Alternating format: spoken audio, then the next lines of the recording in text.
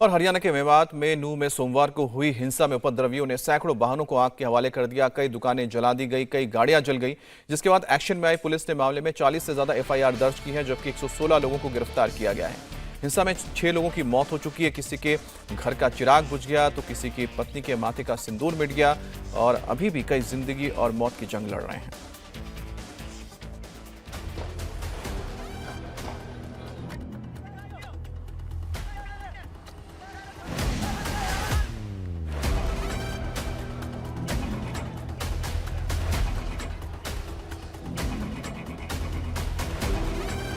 हरियाणा के नूह में 31 जुलाई को जलाभिषेक यात्रा के दौरान हिंसा भड़की।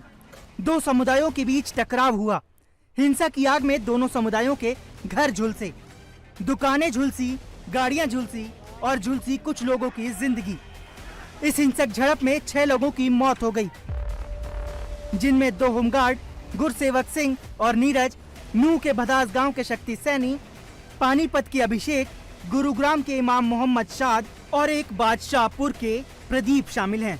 इस मातम, शोक और उदासी के पीछे की वजह हिंसक झड़प ही है, जिसने फतेहाबाद जिले के एक घर का चिराग बुझा दिया। घर के इकलौते बेटे को इस हिंसा ने अपना शिकार बना लिया।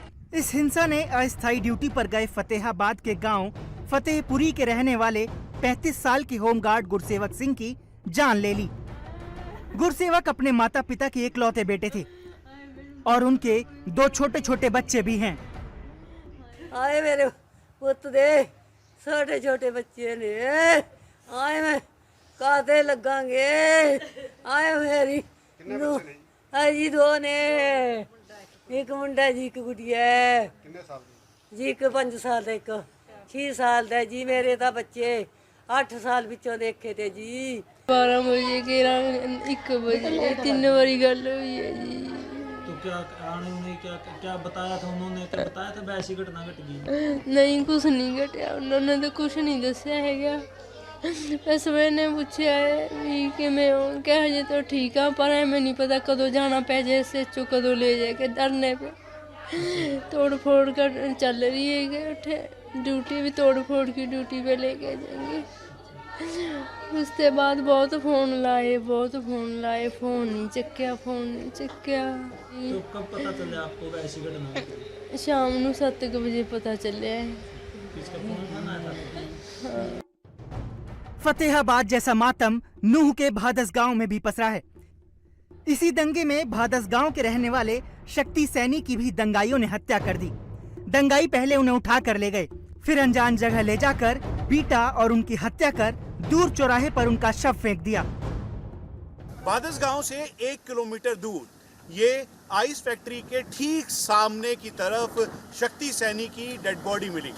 3 से 4 घंटे तक शक्ति सैनी से किसी का संपर्क नहीं था, फोन स्विच ऑफ हो चुका था। जो चश्मदीद है उनके मुताबिक शक्ति सैनी गुरुकुल पहुंचा और फिर उसके बाद वो कहां गया इसका अता पता किसी को नहीं था। जानकारी इस बात की मिली प्राइमा फेसी कि ये रोड जो कि भटकली चौक जहां पर शोएब रेस्टोरेंट और स्वीट शॉप है, जहां पर शक्ति सैनी काम करता था, ये रास्ता वहां की तरफ जाता है। ठीक इसी जगह पर नकाबपोश लोगों ने इस जंगल की तरफ ले जाकर शक्ति सैनी के साथ मारपीट की। मारपीट करने के बाद डंडों से मारा, उसकी बॉडी पे कट था, पैर टूटा हुआ था, हाथ पर चोट थी और मल्टीपल इंजरी के साथ उसकी डेड बॉडी को ठीक इसी जगह पर फेंक दिया गया था। शक्ति सैनी नगीना में मिठाई की दुकान में काम करते थे। परिवार वालों का कहना है कि शक्ति सोमवार शाम को घर से निकले थे, लेकिन फिर वो वापस नहीं आए। आलिया अस्पताल से घर वालों के पास फोन आया तो घर वालों पर दुखों का पहाड़ टूट गया। कुछ घंटे बाद जब गांव में शक्ति का शव पहुंचा तो उसके शरीर पर पिटाई के कई निशान थे। उसे चाकू से भी मारा गया था और उसके शव को बर्फ की फैक्ट्री के सामने फेंक दिया गया था।